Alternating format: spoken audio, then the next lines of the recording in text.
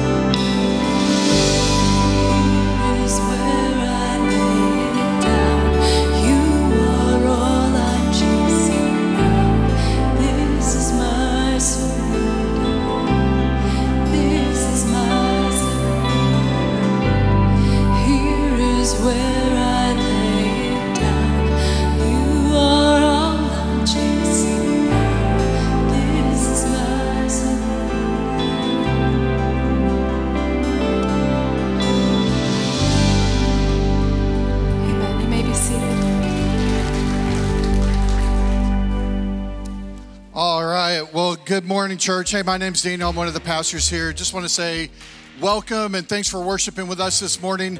If you are new here, we would love to connect with you. If you wouldn't mind after the service, just heading out to the lobby, go to our information kiosk out there. We'd love to just answer any questions that you have about the church and connect with you any way we can. So thanks for being here. Coming up in the beginning of August, we have some really big thing called the 127 yard sale, right? And this is a really important event. I never understood that this was a thing until, coming here, obviously. But what we do is we turn our entire parking lot into a big vendor station. And so if you have a lot of junk at your house and you're tired of looking at it, we would invite you to bring it to our parking lot. We're here for you, here to serve. So now you can rent a parking spot booth type of thing for the 127 garage sale as you pay your rental fee for that. All of that money goes to our Uganda missions projects. So we would love to invite you to bring your junk, sell it, make money, and also support Uganda missions in the process. You can register for that through our events page on the website. So also, right now, as we speak, the Uganda, we have a mission trip coming up in January, and the first info meeting for that is happening right now. So if you registered for that and you're in this room listening to me, you're in the wrong spot. You're supposed to be in that room. If that's not you, that's good. You're in the right spot. But if you still are thinking, maybe, just maybe, God might be pushing you, nudging you to take a step and serve on a mission team, it's not too late, even though you're missing this meeting. Just email Cami, Cami@newhopecc.org, and connect with her, and she can get you the information that you need. Now, if you're anything like me, you listen to Mike preach week after week, and you think you're not answering the question that I want answered, right? He just talks and talks and talks, and you're like, I still have questions about faith, about the word, whatever it is. We want to invite you. We have a QR code, or go on our social media stuff. We have a post on this. We want to invite you to just ask your questions, right? If you have questions that we're not answering for you, ask them at the end of this series, at the end of the Deuteronomy series. We're going to take a Sunday where a few of us on our pastoral team, our teaching team, we're going to sit up here and just kind of answer some of the questions that you've been asking that we haven't been answering. And I think this is something we're going to kind of do on a just sporadic, ongoing basis. So please go in there if there are things that are just really, you're curious about, or serious things that you really want to know the answers to. Go and ask those, please. Last thing, just want to say thanks for your generosity, for your tithes, your offerings, your support. It allows us to continue to do everything that we do as a church, all of the mission here, there, and everywhere. It is because it is fueled by very generous people. So thank you. If you are not giving yet, if that's not a part of your faith journey, I would invite you to just start praying through that. Ask God what it means to give. And we'd love to connect with you on that. If you have questions, just seek me out, ask me. I'd love to help you out there. But thank you so much. We're going to continue worshiping through the word, through Mike's message. So thanks.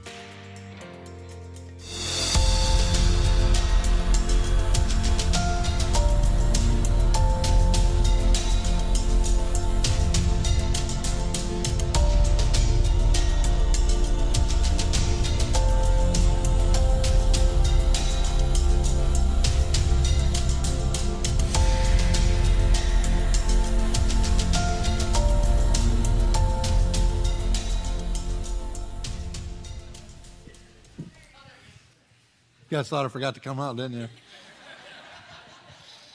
I was back there, I was like, they're going to think I forgot. It's been almost 10 years, and I still have the fear that I will forget at some point. So I thought I'd let you feel that fear a little bit. This was my very first suitcase that I got when I was little. And, it was the first time I ever flew on a plane, too. We decided we were going to go visit my grandparents in Detroit. And for whatever reason, this time we decided to fly. We never flew. We were the family that drove everywhere Even if it was, actually first service, my daughter came up to me, she said, hey, me and my friend started just keeping track of all the words you said incorrectly. It's like, awesome. I mean, if it gets you to pay attention, then so be it, you know? So add drove to the list. We were the family that drove everywhere, you know, like long road trips. We'd pile in the back of like my mom's little Escort, and we would lay the seats down and lay down, no seat belts, nothing, just bouncing around like cargo in the back of the car. But I remember this time we were going to fly to my grandparents, and it was a big deal and so excited. And, you know, some of you who are younger, this totally won't make sense to you. It used to be anybody and everybody could just walk into an airport anytime they wanted. Like, it didn't matter. You didn't have to, like, you weren't checking stuff out. You know, it was just like, hey, grandparents were going to meet us at the gate, parking in front of the airport, you know, just whatever was happening in airports apparently back then. And also this weird thing, like, you used to dress up to fly. Anybody remember that? So you have like little kid Mike in his little baby blue suit. I mean, if you imagine, it's pretty adorable. I mean, it matches the suitcase. I got my baby blue suit on.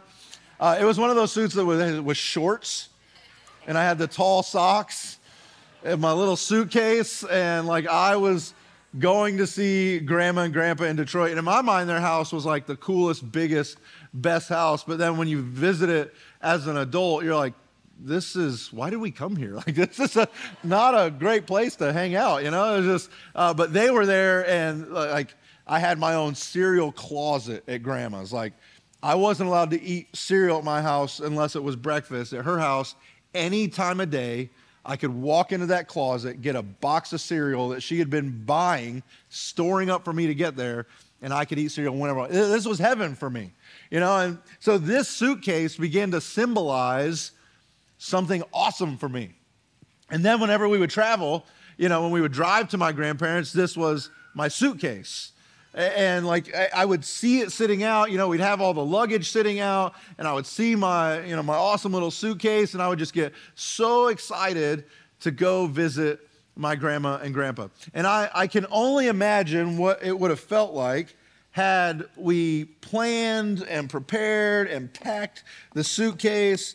And then, right before we were supposed to leave, if my parents would have said, hey, we're not going, that would have been soul-crushing for me, right? It would have been devastating. And perhaps there's been a season or a moment in your life where you feel like, I have packed, I have planned, I've prayed up, and for whatever reason, God is saying, no, you're not going. That's crushing. That can feel devastating when God tells you no to something that you feel like is a good thing. You're not asking for something bad. I don't know what you're asking for, right? Maybe it's you have fought with a physical illness for a long time. Maybe there's some relational stuff. Maybe you have family members who are far from God that you have prayed for and planned, and you've been asking God, please help them to find you. And it just hasn't happened. And you're left feeling frustrated, confused, unsure what steps to take next. And that's exactly where we find Moses in Deuteronomy chapter 3. So just to give you kind of a brief rundown from where we left off last week until Deuteronomy chapter 3. So Deuteronomy chapter 2 through chapter 3, verse 20. Moses is retelling Israel's wilderness journey as they moved to the promised land. And he recounts how God led them around hostile territories, forbidding them to attack certain nations because they weren't necessarily opposed to Israel. So it's like, hey, let's not go there. But then they come across a couple of kings, King Sihon of Heshbon, later King Og of Bashan, and both of them opposed Israel. And God essentially said, you're going to go to war, you're going to get victory, and that land will also become yours. And so that's what happens, and the land is divided between some of the tribes of Israel, and God is moving in front of them and doing this for them. And so Moses is retelling them of these moments, of how God has brought them there and how they have experienced victory. And, you know, So now we jump in to Deuteronomy chapter 3, verse 21. And what Moses does here is he's giving a little, I think he's giving a peek behind the curtain of his own personal soul. Remember, he's in the middle of what is his final sermon, right? He knows he's not going into the promised land with the people. And so they're on the precipice of the Jordan River, ready to cross over, ready to go into the promised land. And Moses has said, hey, I want to tell you a few final things before you go. And this is in the context of that. And again, he's reminding them how faithful God has been and how he's given them victory when God said they would experience victory. And he's doing all of that. And now he pauses to just bear a little bit of his soul to his people. It says, at that time I gave Joshua this charge. You have seen for yourself everything the Lord your God has done to these two kings. He will do the same to all the kingdoms on the west side of the Jordan. Do not be afraid of the nations there, for the Lord your God will fight for you. Moses is giving Joshua an incredible gift. And it's actually a gift that we have the ability to pass on to the people around us. It's a gift we have the ability to pass on to generations behind us, maybe to our kids or to our family, to friends, to people that we lead, whatever context. But Moses gives Joshua, he gives him the gift of courage, not fear. He's reminding Joshua, who's going to be the new leader of the people, right? Hey, remember what God has done and how you experienced victory over these two kings. Well, all the kingdoms west of the Jordan, the land that will be yours, that will happen as well. You will experience victory there. And so do not move into this new season, Joshua, with fear. Move into it courageously. I often wonder, what is it we are passing along? What do people get from us? What kind of gifts are we giving people? When we look at the world and when we look at political landscapes or we look at whatever, and this thing, we have this moment where we have to decide, are we going to live in fear or are we going to live courageously? Because what we decide doesn't just affect us, it also affects the people behind us. It affects generations to come. If Moses would have in this moment said, Joshua, man, you've got so many hard battles in front of you, man. Glad I'm not going to be there with you. Because I do not want to be there. I don't want to be there, right? But Moses chooses to give him something else, which is even more interesting once this conversation that Moses is having with his people, once he shares a little bit of the story, makes it even more interesting. But this reminds me of a passage in the book of Joshua, verses 1, 6 through 9. God is reminding Joshua of some things now, right? The baton's passed, and God is reminding Joshua this. What? Be strong and courageous. For you are the one who will lead these people to possess all the land I swore to their ancestors I would give them. Be strong and very courageous. Be careful to obey all the instructions Moses gave you. Do not deviate from them, turning either to the right or to the left. Then you will be successful in everything you do. Study this book of instruction continually. Meditate on it day and night so you will be sure to obey everything written in it. Only then will you prosper and succeed in all you do. This is my command. Be strong and courageous. Do not be afraid or discouraged, for the Lord your God is with you wherever you go. Like, this is the same message. God is reminding Joshua of the message Moses gave him and saying, don't be afraid. In fact, he says it 3 times. And then he doubles down, be strong and courageous. Actually, be strong and very courageous. Because the life that God has for us, when we follow him, it takes courage. It's not always super easy. It takes a person who lives courageously, who steps in faith, who moves when other people don't move, who sees things down the road that other people don't see, and they trust God to move. That actually is someone that takes courage. And we have the ability to instill that in our kids and in generations to come. I was reading a story. It was during World War II. A young American soldier was heading off to fight in Europe. The night before he shipped out, his father, a veteran of the First World War, handed him a letter. It wasn't long, but it was weighty. This is what he wrote. You will be afraid. That's normal. But remember, courage isn't about feeling brave. It's about showing up when it matters most. I believe in you. More importantly, God is with you. So walk into the fire if you must, but never walk alone. That letter actually stayed folded in the soldier's pocket through every battle he fought in. And later he said, whenever I wanted to give up, I'd pull it out.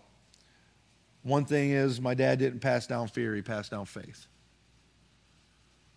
A simple note from a father instilled faith and courage in a son. Words matter. How we respond to things matters. And so what gift are we giving the people around us or the people behind us? Are they just feeling and sensing fear from us and anxiety from us all the time? Or do they actually sense courage and boldness? Verse 23, at that time, this is where Moses kind of opens up. At that time, I pleaded with the Lord. Said, "O sovereign Lord, you have only begun to show your greatness and the strength of your hand to me, your servant. Is there any God in heaven or on earth who can perform such great and mighty deeds as you do? Please, let me cross the Jordan to see the wonderful land on the other side, the beautiful hill country and the Lebanon mountains." Like God's already told Moses, you're not going to the promised land, but Moses tells the people, I begged God to let me go with you. I begged God to see this incredible place that he has for you guys. Like I pleaded with him. I pleaded with him. And I don't think it's an accident that Moses includes this in his final words to his people that he loves so much. Because I think he's a very intentional leader, and I think he's intentionally wanting to instill some things in them. And one of those things is to always pray boldly. Never be afraid to go to God and ask and ask and ask and ask. Always pray boldly. Reminds me of Hebrews chapter 4, so let us come boldly to the throne of our gracious God. There we will receive his mercy, and we will find grace to help us when we need it the most. I mean, how are we praying? Are we praying in bold ways? And you go, I've been asking God for 10 years. It's okay. Keep asking. Now, the answer still may be no, but keep asking. Because in verse 26, we see God's response. But the Lord was angry with me because of you. I kind of like this. It's like a little dig at the people, right? Final message. God was actually angry at me because of you. It's like when siblings get in trouble, like, I got in trouble because of you. And he would not listen. That's enough, he declared. Speak of it no more. This is also like a very fatherly conversation. If you have kids in here, you can imagine this conversation. I mean, when your kid asks you over and over and over and over and over for the same thing, and you're like, bro, I've told you no like 50 times. But they're asking boldly, right? Can I get a fruit snack again? No, we're eating in 10 minutes. Let me get some fruit snacks. I promise I'll eat all my dinner. No. And then you're just like, enough. Speak of it no more, right? We don't say it that way, but that's essentially like, do not ask me again or you might die. That's the way we would say it today. Like, inferring Moses has perpetually asked for this. God, please let me go. God, please let me go. God, please let me go. Finally, God says, that's it. Don't speak of it again. But, this is also a powerful little nugget that Moses is dropping into the people for them to learn. is because while God was going to tell me no, his goodness still showed, his graciousness still showed, because he gives us a but here. He says, but go up to Pisgah Peak and look over the land in every direction. Take a good look, but you may not cross the Jordan River. He goes, look, I know you want to go, and I know you want to see it.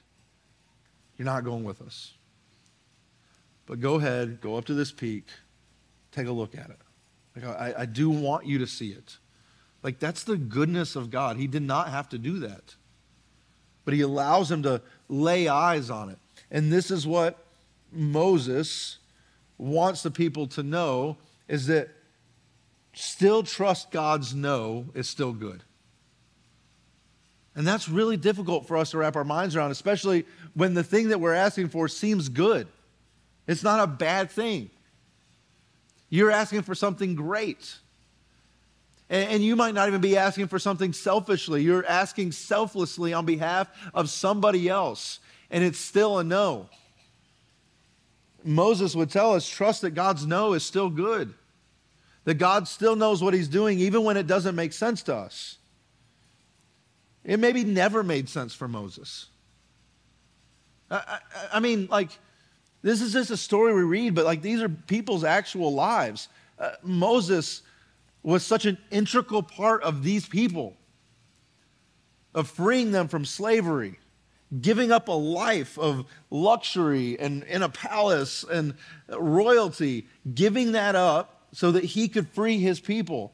And then he just experienced miracle after miracle after miracle with God. And he wandered with these people for 40 years. Like, there is strong emotional attachment to this land for Moses. And he wants nothing more than to experience it alongside of his people. But even still, Moses still had the ability to trust that God's no was still something good. He just didn't know what it was.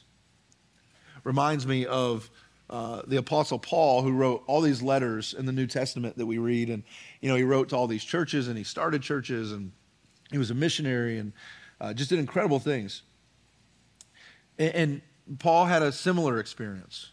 In 2 Corinthians chapter 12, he says, if I wanted to boast, I would be no fool in doing so, because I would be telling the truth. But I won't do it, because I don't want anyone to give me credit beyond what they see in my life or hear in my message, even though I have received such wonderful revelations from God. So to keep me from becoming proud, I was given a thorn in my flesh, a messenger from Satan to torment me and keep me from becoming proud. I don't know what that is. I don't know what that thorn in the flesh is. A lot of people a lot smarter than me have speculations about it, but that's just it. They're speculations. But it was enough of a problem where Paul pleads with God to take it away from him. In fact, he says that 3 different times I begged the Lord to take it away from me. Each time he said this, my grace is all you need. My power works best in weakness.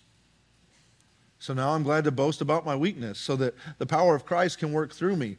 That's why I take pleasure in my weakness and in the insults, hardships, persecutions, and troubles that I suffer for Christ. For when I am weak, then I am strong. Like, this was something that bothered Paul. It tormented him enough to where 3 different times he begs God, can you take this away from me? Like, my life would be so much better. And the response was no. Because I need people to see my power in your weakness. Because that was the mission Paul had. And that was probably a difficult no for him to hear 3 different times. But like Moses, Paul trusted that God's no was still actually good. In fact, he says, so now I'm glad about it. I'm glad I can boast about my weakness. I'm glad I don't have to talk about how great I am or how much good I've done or all these things. He goes, if I'm going to boast, I'm going to boast about my weakness, because then that's a demonstration of the power of God in my life, not my own power.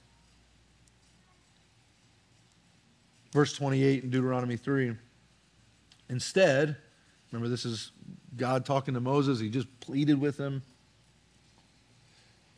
Instead, commission Joshua and encourage and strengthen him, for he will lead the people across the Jordan. He will give them all the land you now see before you as their possession. So we stayed in the valley near Beth Peor. Moses, even though he wasn't going to go to the place that he wanted to go so desperately, he still had work to do. Meaning he had to stay in the fight even when he was limping, even when he was wounded. He had to keep going. He had to keep moving forward. I mean, could you imagine how difficult this would be? Like, you've given up so much. You've given up your life to get these people to a place, and now someone else gets to just walk in with them. Someone else gets to, reap the fruit of your labor. Someone else gets to see the thing that God promised, even though you've done the work. I mean, think about how difficult that is. But Moses luckily possesses enough wisdom and humility to go, yeah. He continued to stay in the fight even when he was wounded, even when he hurt.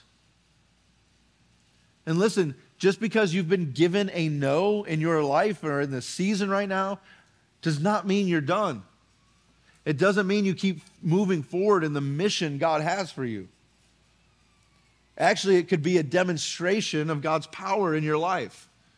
That Moses had the wherewithal to go, I'm not going to give up. I'm not going to just leave my people high and dry, because it would have been really easy in this moment with Moses and God on this peak, and God says, no, don't ask me again. It would have been so easy for Moses to go, you know what, I'm done with this. Like, I'm just done. I mean, why do I have to keep doing this? And to just walk down the peak and just peace out to the people down below and go, sayonara, good luck. Not my problem anymore. That would have been easy. And I don't think anybody would have blamed him. But instead he continues to pour into Joshua, to continue to build him up, to continue to strengthen him so that he would be able to successfully get the people where they needed to go, because Moses knew what battles were ahead of them, even in the promised land. And he knew it wouldn't be easy there. So he goes, look, I've got a shot clock now where I have to get this guy ready to get the people what God has promised them. So that when that time comes, they don't live in fear, that they live courageously. And with whatever short amount of time I have left with Joshua, that's my new mission. Because the people still matter more than just me. The bigger picture still matters more than just me. And when we trust God's lead, we can pass on courage. When we trust God's leadership in our life, we can pray boldly. When we trust God's lead, we can accept his answers, even if we don't like it, and keep moving forward, even when it hurts. This reminds me a little bit more in a modern day way, a story of one of my favorite people in history. Her name is Corrie ten Boom. She was a Dutch Christian who, along with her family, helped rescue Jewish people, helped Jewish people escape the Nazis during World War II. And when her and her family were arrested, Corrie was sent to a concentration camp called Rosenbrock. And she prayed boldly for release, for strength, for protection. But God did not stop her arrest or free her from this concentration camp right away. Instead, she had to walk through unimaginable suffering. And it would be fair for her to go, God, why not? Why not? In that horrific place, Corrie still chose to pass on courage to the people around her. She and her sister Betsy would whisper scripture to people, whisper prayers with other prisoners, reminding them, don't be afraid. Betsy even told Corrie at one point, there is no pit so deep that God's love is not deeper. And they were in a pit. And there were moments where Corrie was frustrated and her sister would encourage her. There were moments her sister was frustrated and Corrie would encourage her. And Corey pleaded with God, asking why this nightmare had ever even come. But God's answer was not to remove the hardship, but to use it. After the war, Corey was released, honestly due to a clerical error. And she went on to share the message of forgiveness and hope and grace all over the world. In fact, there was one evening, one meeting where she was sharing the good news of God, and one of the guards who was at Ravensbrück was there, gave his life to Christ. But she suffered immensely for it. And it would be easy to go, why not rescue her? Why not rescue these people? But she just didn't see it that way. And she just decided, I'm not going to waste these difficulties. I'm not going to waste this hardship. Because it's actually in my weakness that God's strength will show. And that was how she chose to live. And changed countless lives because of it. We still talk about Moses to this day. Because he chose to see that God's no was actually still good. Now, please hear me. I know some of you are going through extremely difficult things, and you have been pleading with God for years. And I am not in any way, shape, or form trying to minimize that or in some flippant way say, just get over it. Actually, I don't want you to get over it in the way that we would think about getting over it. Instead, we move through it because it's where God has us right now. And we decide instead that I'm not going to waste this. That I'm actually going to allow this thing to be a demonstration of the power of God in my life, no matter what happens to me. And we don't waste it, but we use it. Because, like Moses, you're going to get some no in your life. If you haven't yet, it might come. But let's not give on the gift of fear to the people around us or behind us, but give them courage. And please, never stop praying boldly. Look, you can still move through it and still use it and keep asking for the thing. Don't stop. Trust God's no is still good. And stay in the fight even when you have a limp. And I'm not saying I promise it will get easier, but I'm saying God's power will be demonstrated in your life. God, help us to trust. Help us to trust that you're still good even when you tell us no.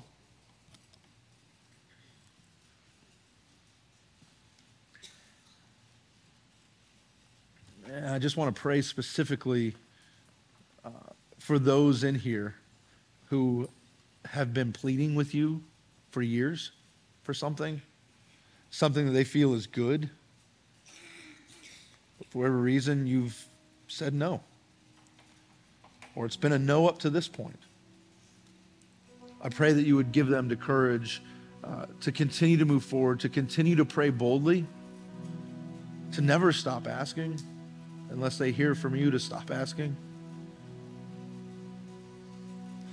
But that ultimately they would trust that your no, it's still good, even when it doesn't seem like it in the moment, even when it's hard to see the good.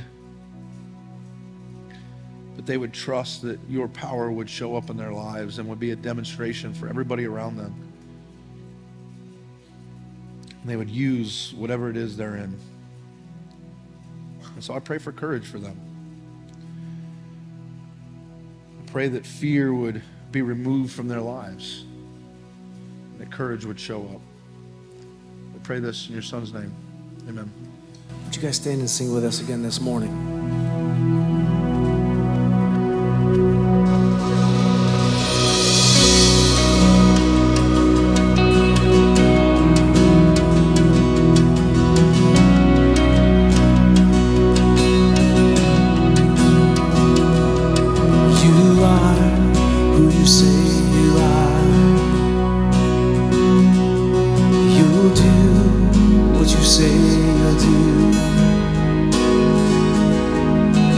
who you've always been to us, Jesus.